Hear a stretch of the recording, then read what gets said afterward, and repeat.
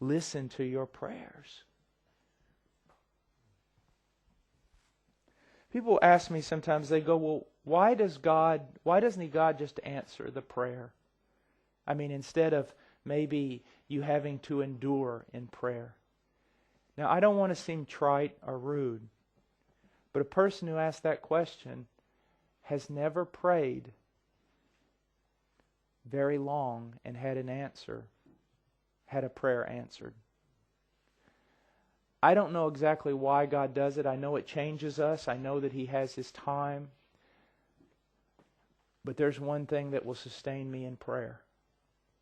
And that's if you've ever endured in prayer over a person's soul or over something that needed to be advanced in the kingdom and you endured, when it finally came to completion, when God finally answered, the joy was joy unspeakable because you knew He had answered prayer. I mean, you knew you had dialogued with God. You knew this is not just some vain religious exercise. I was before Him daily.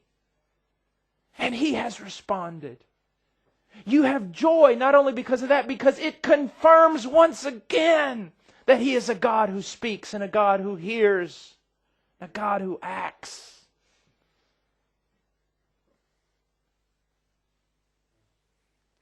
So,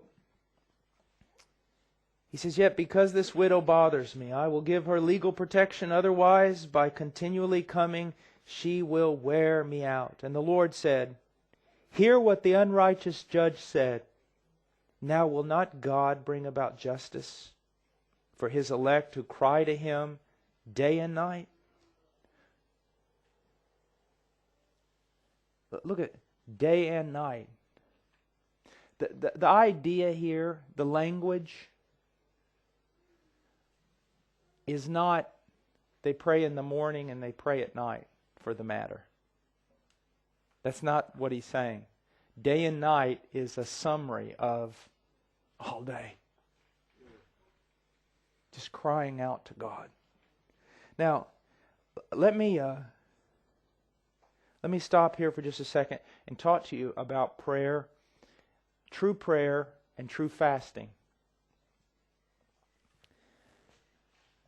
I have many times sat down and made prayer lists, and prayer lists are good. I have a real general prayer list that just brings things to mind. But I have tried to make lists of things, these are things that need to be done or must be done, or I just know that it's right to ask for these things, and I've tried to endure in it, and I haven't been able to do it. Prayer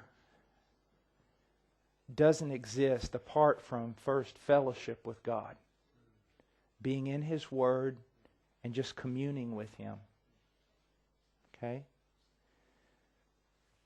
Prayer is impossible apart from a right heart.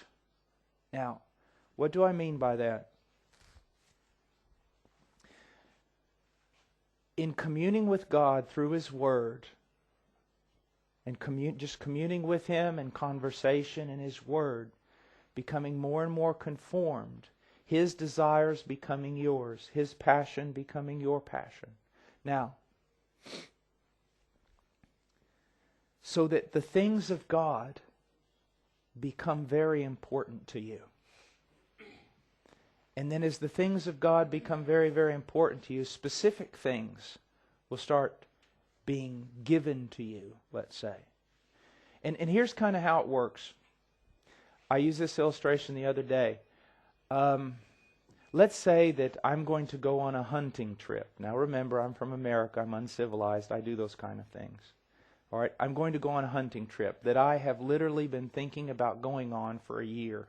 Man, I'm going on this hunting trip. Going to hunt a bear. Going to get me a bear. All right?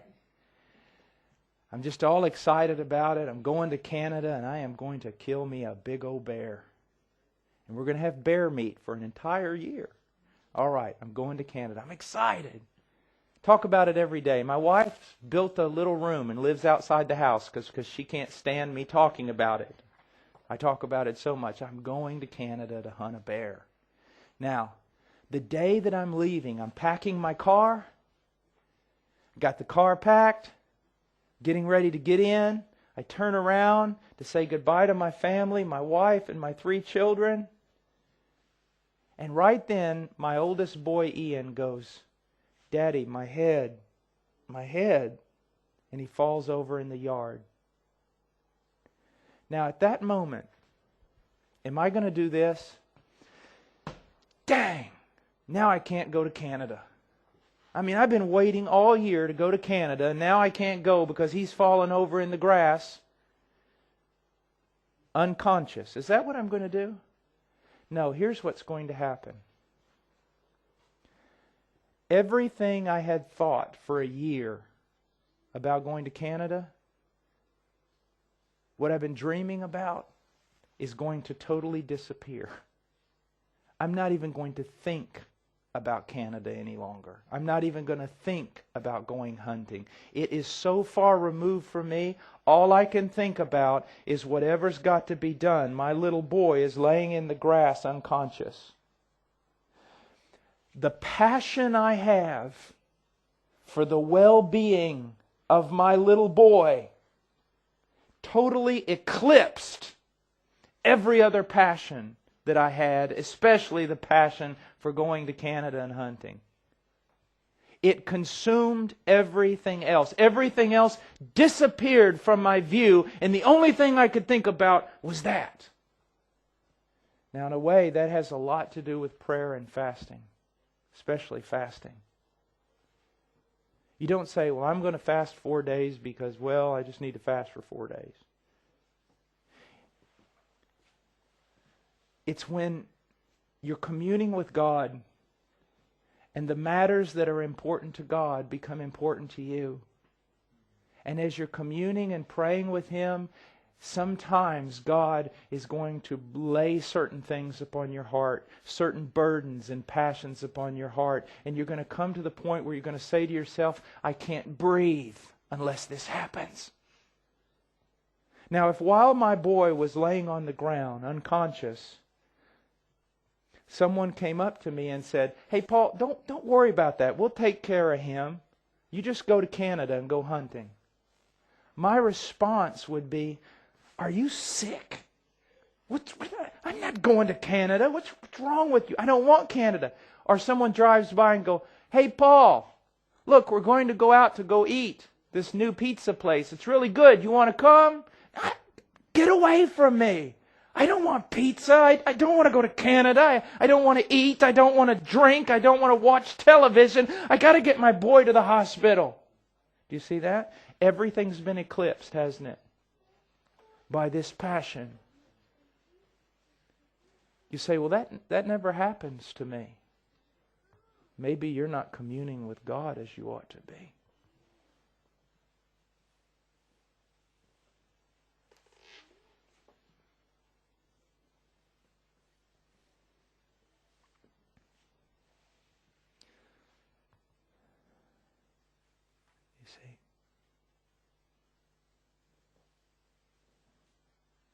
Communing with God.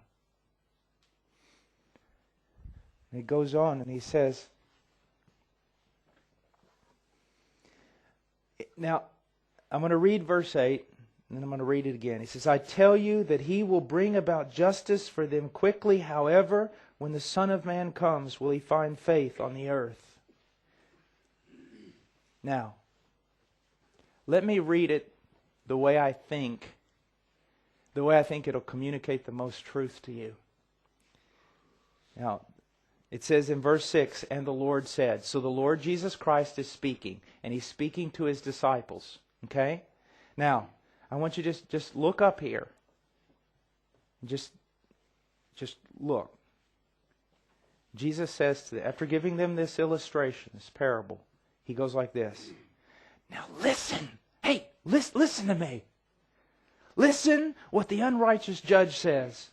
Now will not God," now listen to me, this is a promise. "Will not God bring about justice for His elect who cry to Him day and night? Will He delay long over them?" I tell you, He will bring about justice for them quickly. Really, He will. But then again,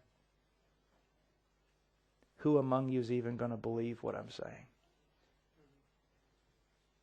When the Son of Man returns, will He find anybody believing this stuff? Believing what I'm telling you? Do you see that? Look at that. However, I mean, it's this glorious promise, and then He comes, however, when the Son of Man comes, will He find faith on the earth?